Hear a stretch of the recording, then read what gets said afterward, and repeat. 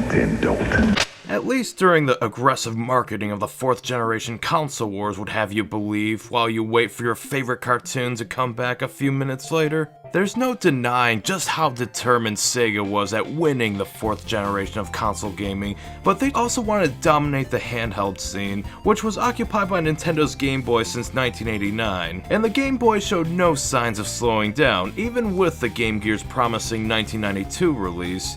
And while the war on that front was lost as soon as Game Gear owners found out how mad their parents would get when asking for 6 more AA batteries after only a few hours of play, there's no denying just how impressive this full-color handheld was from a pure technical side.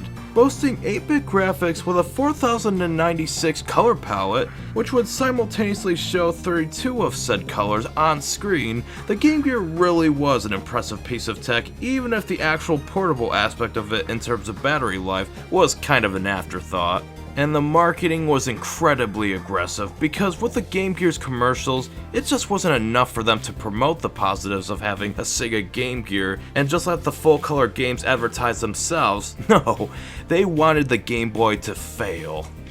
As always, I am Alec, the side question gentleman here, and I'm going to take a little break from the classic Mega Man handheld retrospective because doing research for the Game Gear video made me really interested in the Sega Game Gear's marketing and how aggressive it was. Whether you agree or disagree with these ads, let's just take a look at how Sega marketed the Game Gear against Nintendo's behemoth Game Boy handhelds. Now, fair warning, some of these ads are rather a product of their time.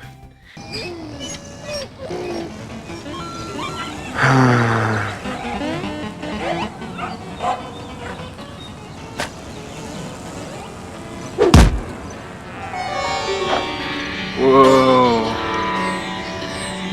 Color. Hey, there's an easier way to get color. Get a Game Gear, the full color portable with over 150 games, like the new Echo, Mortal 2, and Sonic Triple Trouble. Sega! Many of these ads have a recurring theme. Anyone who dare place Nintendo's Game Boy handheld in public is probably an unintelligent simian. Like, look at this ad for example. First off, yes, that is indeed Ethan Suplee, who back then was known for Boy Meets World as Frankie. This was before his big break in movies, like in Kevin Smith's 1998 Mallrats masterpiece, so I'm not really surprised to see him doing commercials like this at this early point in his career.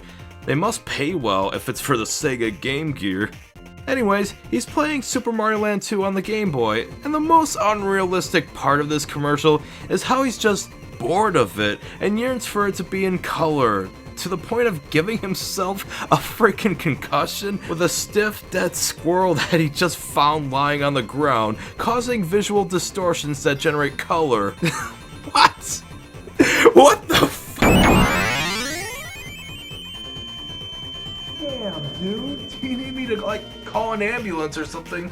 Like, I don't think you should walk home by yourself in that state, just for your own safety. Like, that was a nasty bump to the head. The rest of the commercial, of course, showcases what the Game Gear has in terms of video games, and how it's an easier solution to having color on a handheld. Like, I guess they're not technically wrong, although knowing the Game Gear is expensive to keep with all those batteries it eats up, perhaps a hospital visit would be less expensive? I don't know.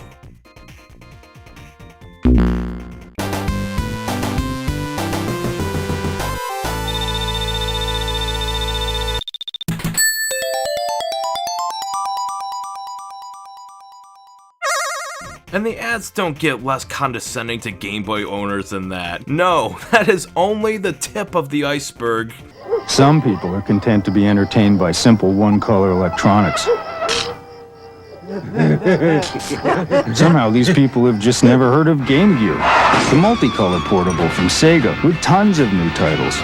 This ad goes for not just talking down to Game Boy owners, but also adds in an element of gross out just to further show how hopeless this family is. This ad likes to emphasize how some people are just amused by simple one-color electronics, which has a shot of not just a Game Boy screen, but also a bug zapper of a similar color. In other words, if you like the Game Boy, you might as well be a slobbering idiot who likes to look at a bug zapper. Like, that's just beyond mean and borderline ableist. No wonder these console wars were so volatile compared to today.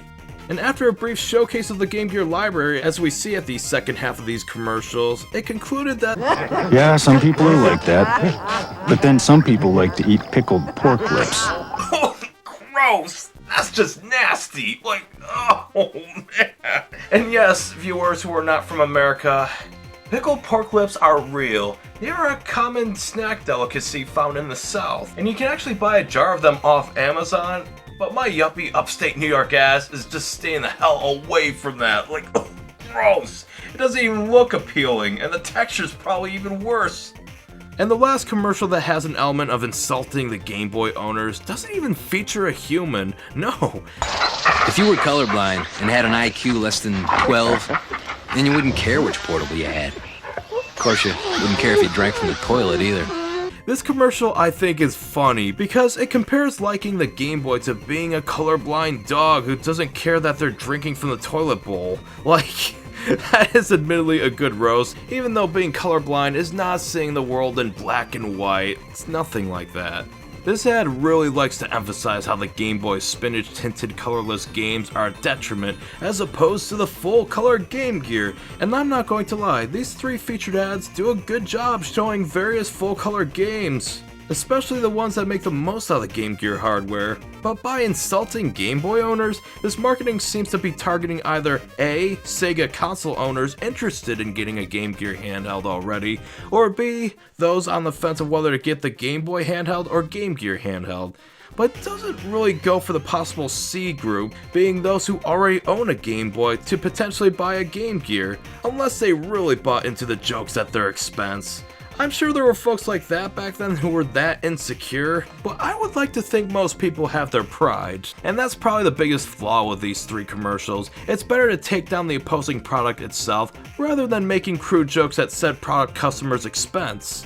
Take these two ads for example. Attention consumers, certain portable gaming systems are being dressed up in order to distract the buyer from their ordinary one-color play. What could be next? Little flower print dresses? Black leather restraining devices? Fresh baked olive loaf? Don't be fooled. Get Sega Game Gear. Basic black on the outside. Hundreds of exciting full-color games radiating from the inside. And we promise no sleazy little get-ups that scream, "Hello, big boy, get Game Gear." I think the one where the Game Boy is being shown having weird accessories is a bit too much. Like, where's the humor in this? Is it poking fun at a specific accessory, or is it just trying to paint the Game Gear as a handheld for manly men, while the Game Boy is for girly girls who play with Barbie dolls? Either way, it falls flat. I prefer the ad where the people are throwing away their Game Boys worldwide, and the guy in the commercial advises consumers to repurpose it for bizarre things like massaging cats, propping up the shortest leg of a chair, or spreading cheese on a cracker before doing the usual Game Gear game showcase. Now that is funny. It's brutal as hell, but funny at the same time. Luckily, Sega did release Game Gear commercials that were not only funny, but they were funny without taking shots at the competition, only showcasing the merits of having a Sega Game Gear.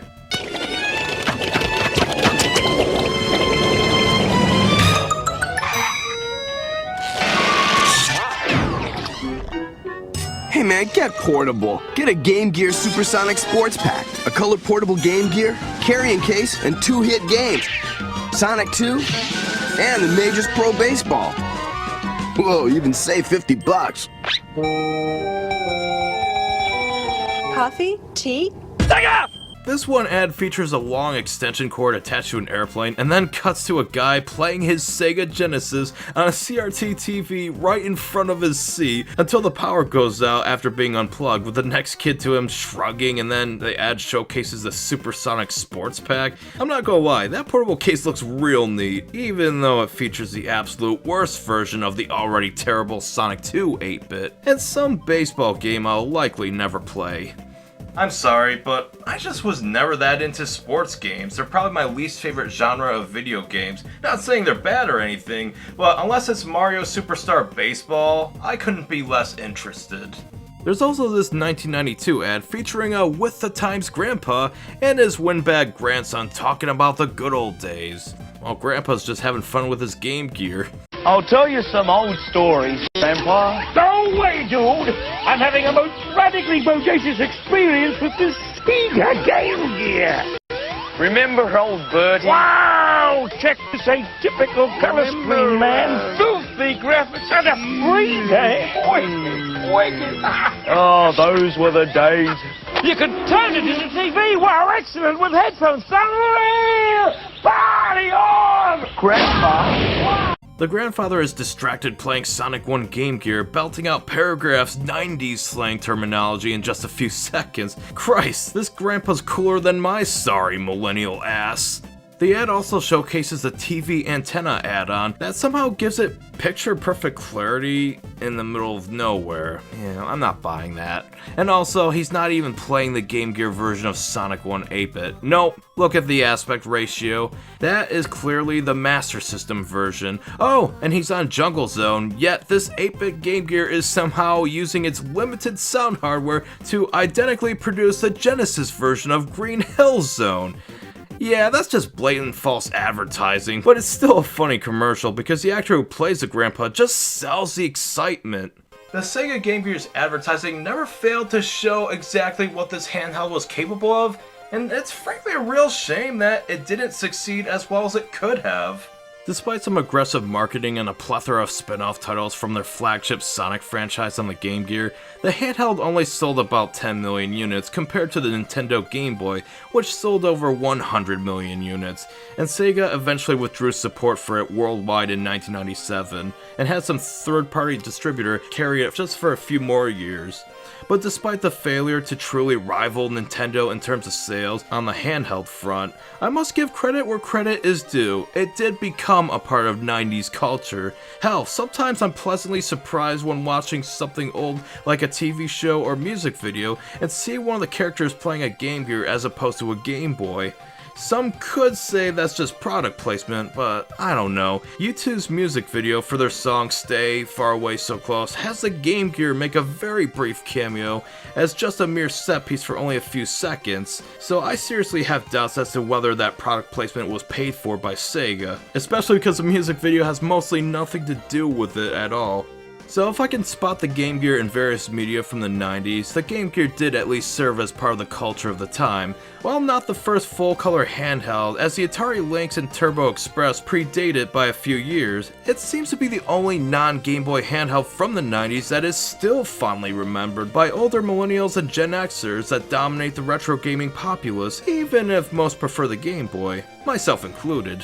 But if you ask me personally, I would rather play the Game Boy Color and the Game Boy Advance solely for the purpose of having color, and they're backwards compatible because if you want to see colors on the original Game Boy, you better have your doctor on speed dial.